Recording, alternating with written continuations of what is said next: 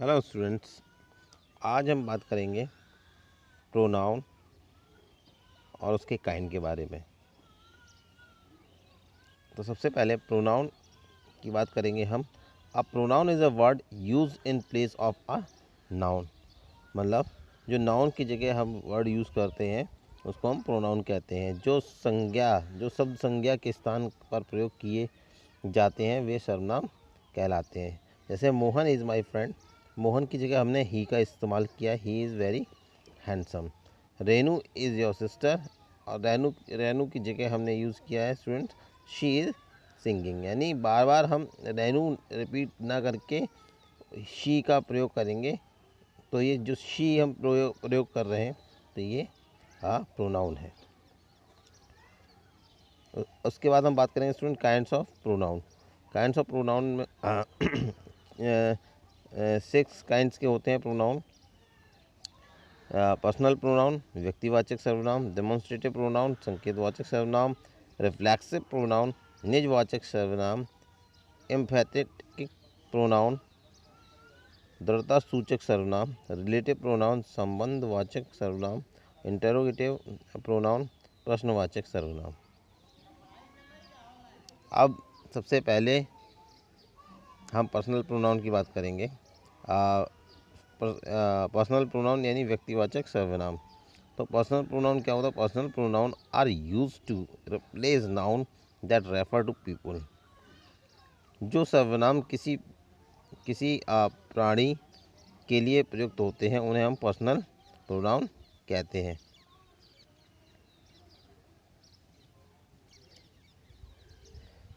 Personal pronoun 3 types के होते हैं, first person, second person, third person. आप फर्स्ट पर्सन में स्टूडेंट्स हम बात करते हैं वे सर्वनाम शब्द जिनका प्रयोग बोलने वाला अपने लिए करता है।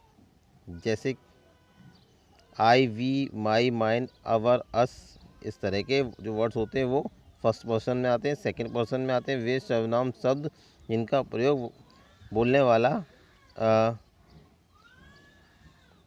उनके लिए करता है, जिनके साथ बात करता है तो वो सेकंड पर्सन कहलाते हैं। जिनसे बात करता है वो सेकंड पर्सन, और जो बात कर रहा है वो फर्स्ट पर्सन हो गया। जैसे योर सेल्फ। थर्ड पर्सन में स्टूडेंट आते हैं जिनके बारे में बात की जाती है। इसके अंतर्गत वे व्यक्ति आते हैं जिनके विषय में बात की जाती है। जैसे he, she, they, them, her, it, his, him, इस तरह के जो वर्ड आते हैं स्टूडेंट वो हमारे थर्ड पर्सन में आते हैं। फर्स्ट पर्सन जो बात करता है स्वयं, सेकंड पर्सन जिससे बात करता है, थर्ड पर्सन जिसके बारे में बात करता है। इसके बाद हम बात करेंगे स्टूडेंट्स डेमोन्स्ट्रेटिव प्रोनाउन यानी संकेतवाचक सर्वनाम। Demonstrative pronoun is use to point out the object it refer to.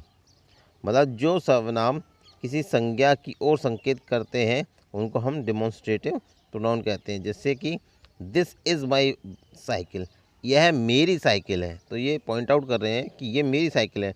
That is your dog, वो आपका कुत्ता या तुम्हारा कुत्ता है। दीज आर गुड क्लोथ, ये बहुत अच्छे कपड़े हैं, मतलब ये कपड़ों के बारे में। Those are not good books, ये अच्छी किताबें नहीं हैं। तो इसमें क्या है, दिस, दैट, दीज, दोज नाम के सर्वनाम उन नाउन के साथ के स्थान पर प्रयोग किए गए हैं जिनकी ओर ये संकेत करते हैं, उनको हम डेमोन्स्ट्रेटिव प्रोनाउन कहते हैं। थर्ड नंबर पे स्टूडेंट्स हम बात करेंगे रिफ्लेक्सिव प्रोनाउन यानी निजवाचक सर्वनाम। तो यहाँ पर क्या होता है, निजवाचक सर्वनाम यानी reflexive pronoun is used when the object of a sentence is the same as the subject. जो सर्वनाम इस बात को प्रकट करते ही काम का प्रभाव सब्जेक्ट पर ही पड़ रहा है उसे हम रिफ्लेक्सिव प्रोनाउन कहेंगे। यानी एग्जांपल में आप देख लीजिए कि आई प्लेड माई सेल्फ, मैं खुद खेल रहा था।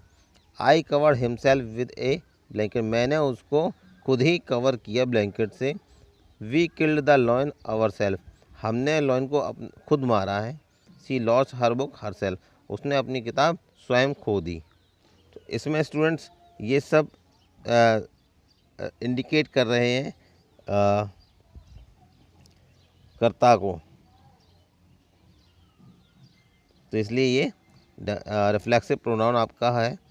तो इसमें आप देख लिए उपरोक्त उदाहरणों से, मतलब एग्जांपल से, my self, himself, our self ऐसे प्रोनाउन हैं जिनसे ज्ञात होता है कि क्रिया का प्रभाव कर्ता पर ही पड़ रहा है, तो वो रिफ्लेक्सिव प्रोनाउन कहलाते हैं। इसके बाद हम बात करेंगे एम्फैटिक प्रोनाउन यानी दृढ़ता सूचक। This pronoun is use to put emphasis on subject.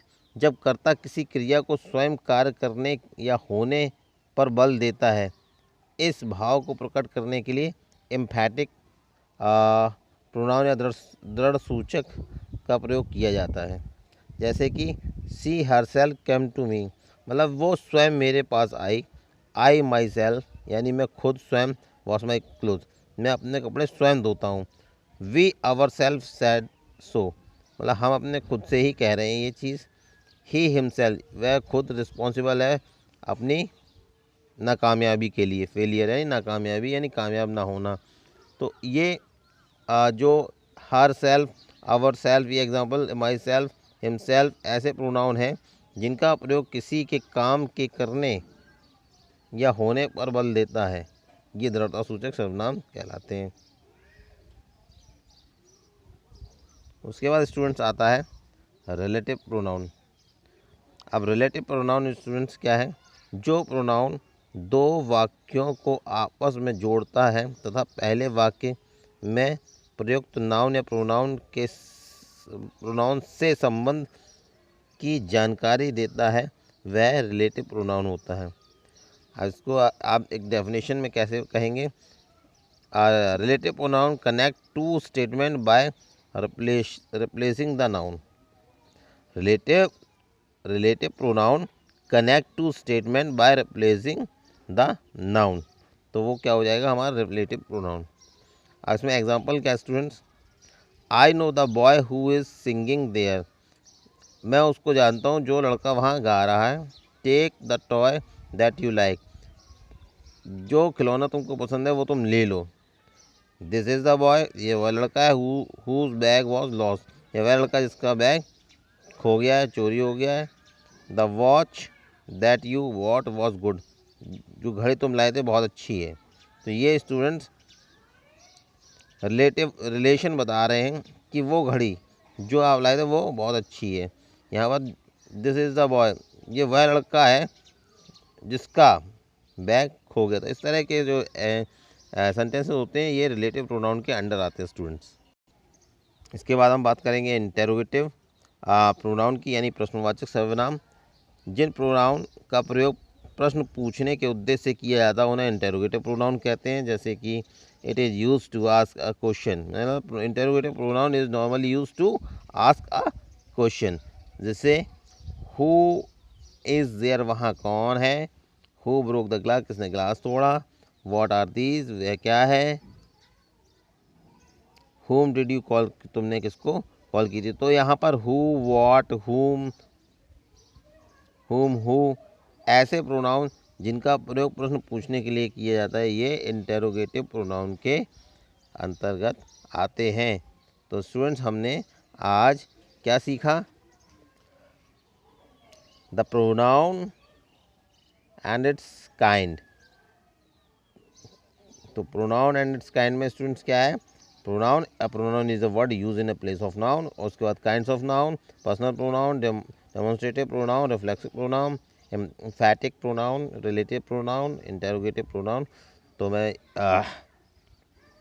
आज के लिए बस स्टूडेंट इतना ही। मैं आशा करूँगा कि आपको अच्छे से समझ में आए, और जो भी प्रॉब्लम्स हों आपकी वीडियो देखने के बाद तो आप मुझसे पूछ सकते हैं। अगर ना समझ में आए तो स्टूडेंट्स आप मुझे बता दें, तो मैं दोबारा इसको अच्छे से और आपको एक्सप्लेन कर दूँगा। Thank you.